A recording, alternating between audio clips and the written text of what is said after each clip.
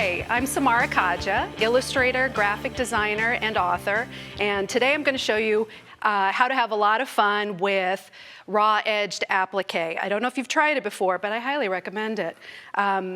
What we're going to do is start by using really simple shapes. So an orange peel and circles. And you'll find that you can really make a lot of interesting variations just using those two shapes. So I'm going to start by taking a piece of fabric that I'm going to use for the body of my fish and a sheet of fusible web.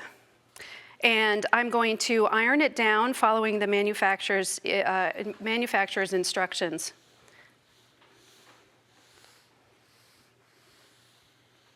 And what's great here too is when you iron big sheets here, you can cut out multiple pieces that you can use in other projects later.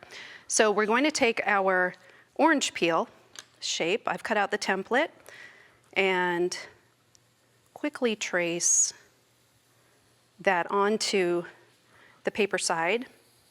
And the other great thing about raw-edged applique is it doesn't have to be exact. So just a rough sense of what that shape looks like will work perfectly for this project. Now we're going to take a rotary cutter and cut it out. Mind your fingers.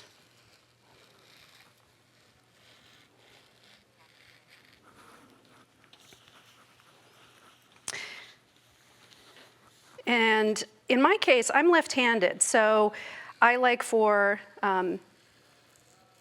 to make my working area as easy as possible for me to use. So I've switched the blade on this rotary cutter. It's a universal cutter, so I've switched it for a lefty like me. And now I've cut out that orange peel. We're good to go with that. That's going to be the body of our fish. So let's do this. We'll close our blade, and I'm going to bring over the main scene that I've been working on here. I've got two other fish here that I've appliqued down, and we're going to peel off the backing of this new little fish body. And we're going to place it. I think that looks good. Now here's where things get fun. I've got little pieces that I've already pre-cut and fused the fusible web on. And again, they are circles and sections of the orange peel. And what we're going to do is assemble them. And the assembling part can be anything you want. Here's some options. You can use different size circles to make different facial expressions. You can have the fish looking like it's going straight ahead, that look like it's checking out the fish below it. You can have two different eye colors if you want.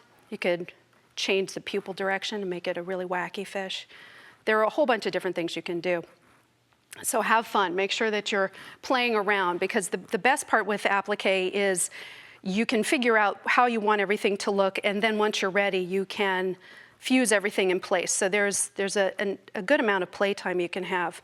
So what I think I will do is I've taken two sections that are cut-offs from the orange peel, and I'm doing kind of a double tail fin look. And I think two different eye sizes would be entertaining. And I think we'll put the fin there. Now, I like this because he looks like he's totally startled, and that's funny to me. But I think what would be cute is have him looking up at the fish above. So they're checking each other out as they're swimming past each other. So I'm happy with that. I'm going to iron everything in place, fuse everything down.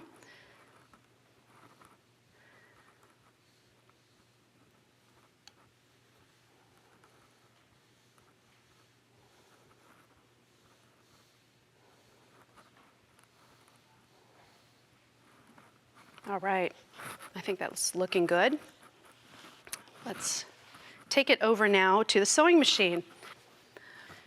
Now, I like to use neon thread for this. I think it will be nice to make it pop really nicely in comparison to the other fish. And here's another thing that's good about raw edge applique is you can really start anywhere.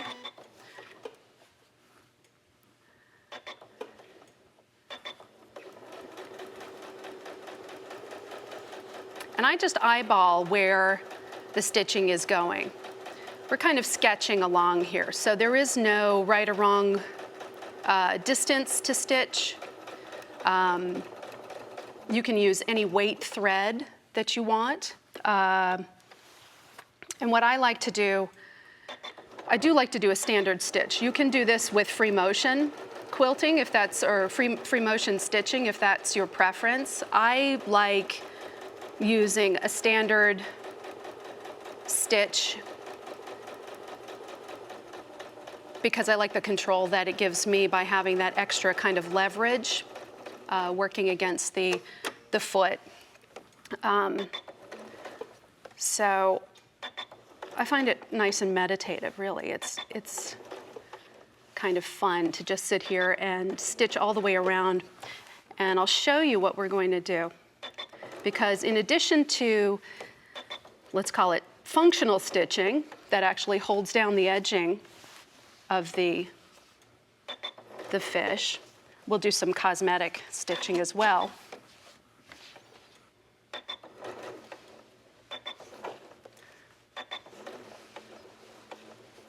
And I'll show you that right now. We'll go over here, we'll finish this eye.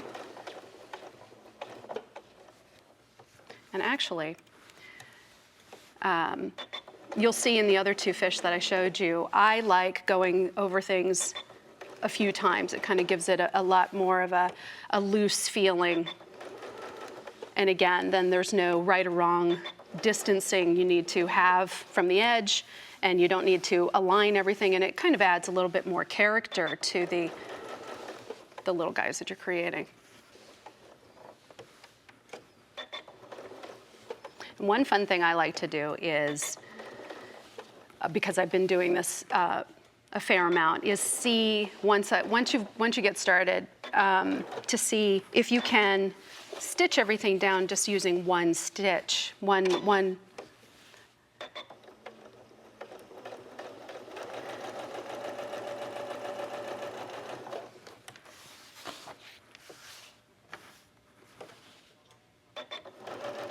Okay. All right. Let's see where we are now. So this gives you a sense of where we are now.